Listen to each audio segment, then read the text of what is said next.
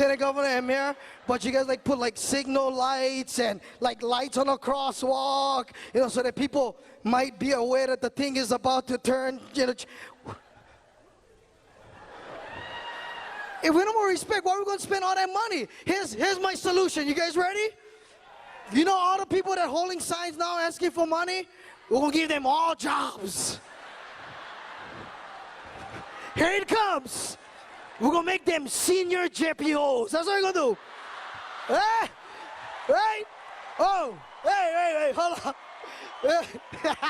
No. We got to be politically correct. We're going to call them motivational crosswalk yellers. Make them sit down by the crosswalk and wait for grandma and grandpa who not paying attention, like my dad. My dad is 76 years old, walking in the crosswalk would stop, look around. Grandpa, hurry up, run! Oh, yeah. I've been blessed, man. 30 years.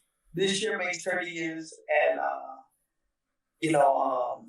very, very thankful that God has blessed me to, put smiles on people's faces and now, lead me in a different direction. But, still have the ability to, do shows, because I think it's important right now to, after being locked up for 2 years, I think we need some humor in our lives to,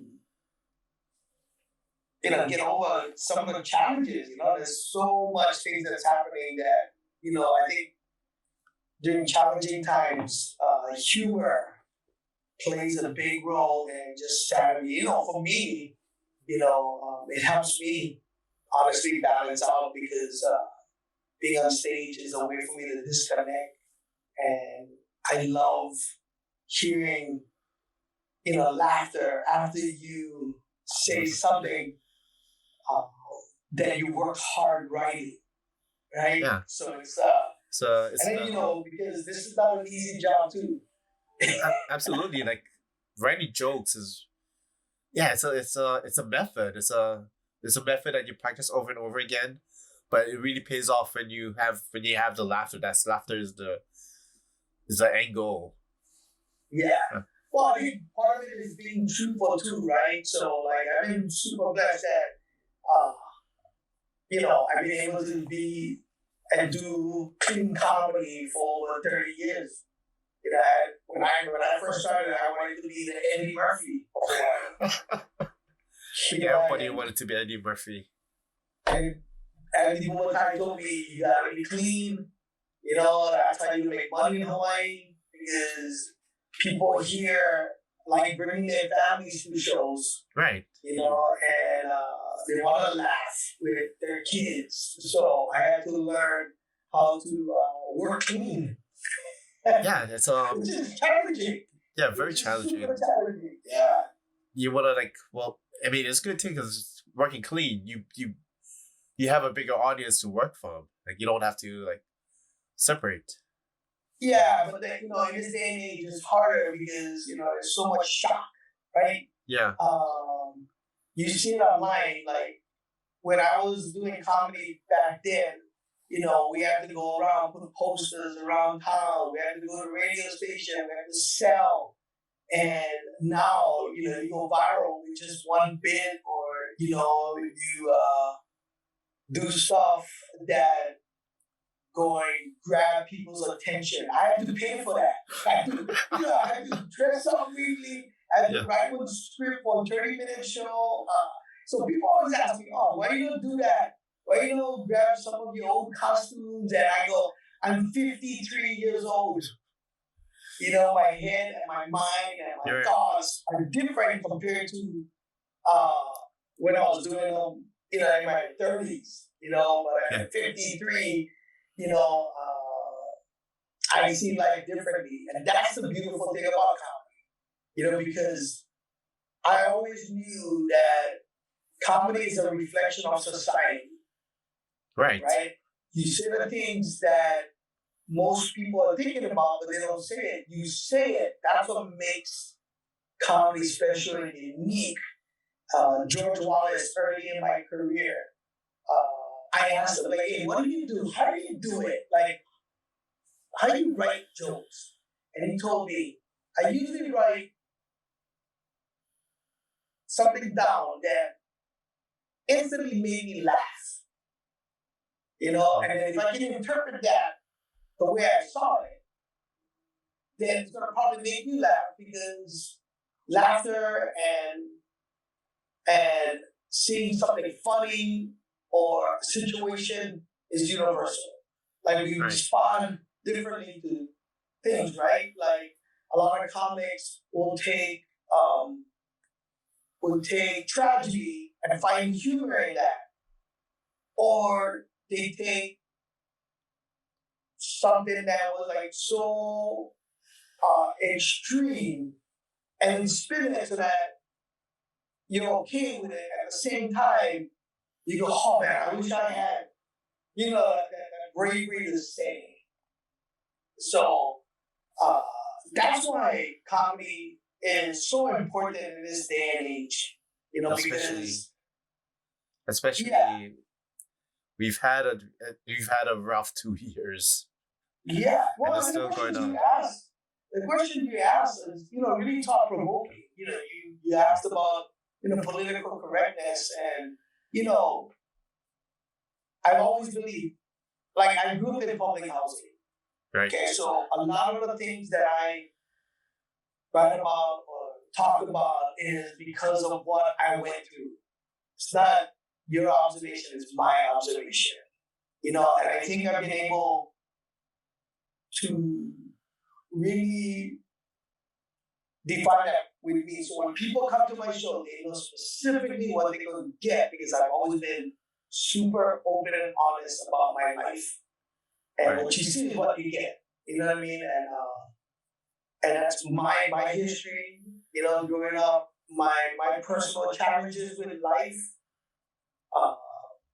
It was very, like I always tell people, I've had tons of letters, tons of people that come to the show and say stuff like, my grandma, my auntie was, cancer and wanted to come see you, and they felt so good. Oh, dude, I have tons and tons of stories, and those are the kind of things that kept me going for 30 years. I have one guy when I started talking about my gay son.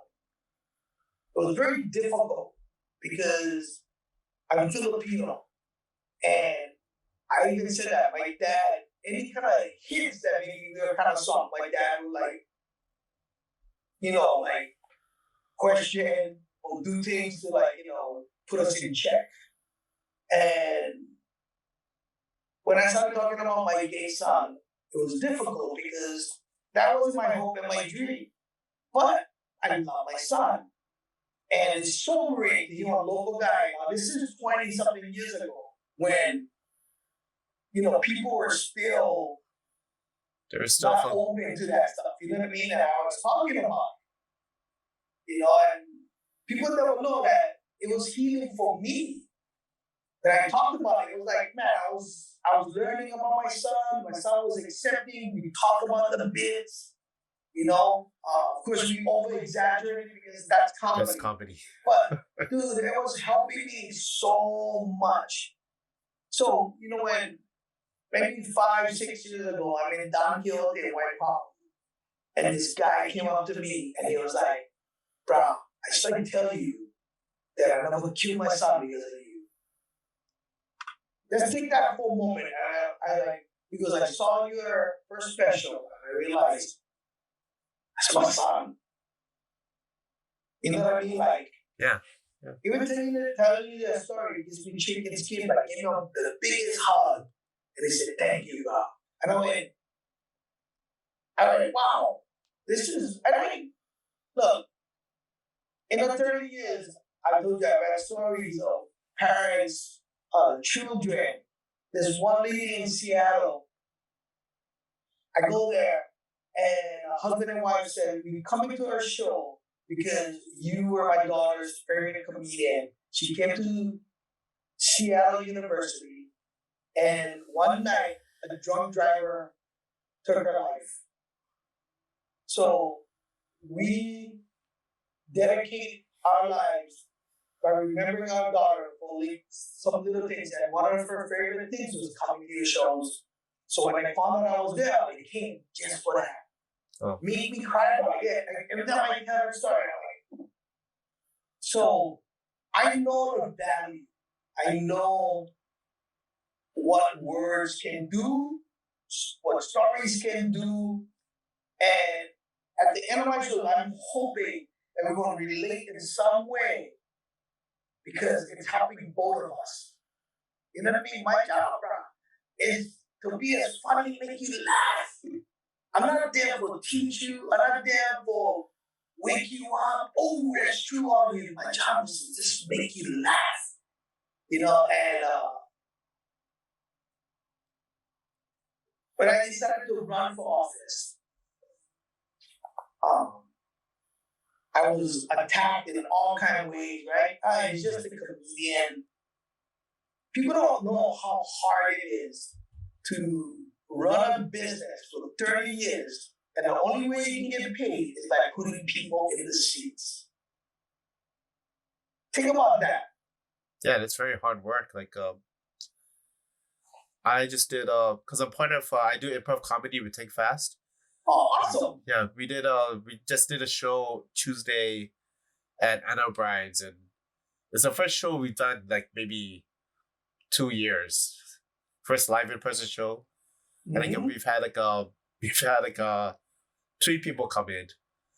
So yeah, we know how hard it is to market, get people in the seats, especially like after COVID. Like it's gonna be even harder to get people out there.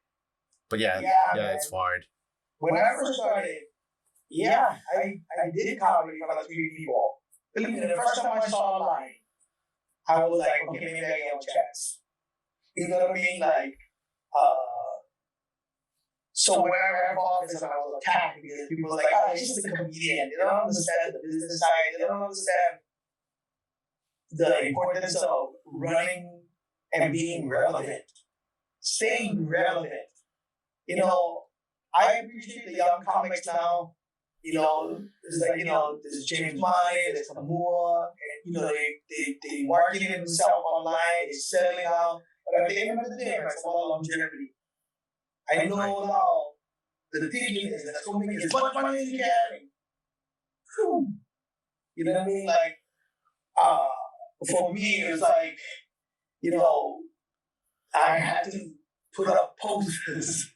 I had to pay for putting on wing and be funny. Yeah. You know, I had to pay for that so you can see the people and stay relevant. And sometimes I look back and go, man, it's not as if I grew up in that time. Like if I started comedy like around 23, 24 years old, and in this day and age, oh my gosh, how many arenas I probably would have set out because of just being different and authentic. Right. Being different and authentic. So one of the things I never believed in is that I had to change for everybody else. Because we were taught that in school. You know, like you want to make it, you gotta speak a certain way, you gotta look a certain way, you gotta act a certain way. Yeah, I believe you gotta do that depending on what you choose to do in your career and life. As a local comic from Hawaii, when I went to the mainland, I always heard that, you know, you gotta talk about Waikiki. You know, I know we live in a big city. We have this uniqueness. Dude, you know, sometimes I talk to my pals, some of the older comics here, you know, like we see what's happening with like, you know, Joe Coy selling out the Blaze Arena, and he did a couple of local jokes, and people lost their mind. Or he did different ethnic jokes, and we lost our mind. The guys before me were doing the same thing, but because of a different age and time, the world never see that. Or the world saw that. Guys like Andy that was told, hey, you're just doing ethnic comedy. Now, you do what Andy did? Yeah. Man, he'll be selling out Blaze Arena. You know what I mean? But that's the day and age. And, you know, hey, kudos to the young guys that are doing it. My hope is that they continue, because the more comedy, the better. Absolutely. But, you know, all those things were done. So how do you be creative with what you have now, this platform, yeah?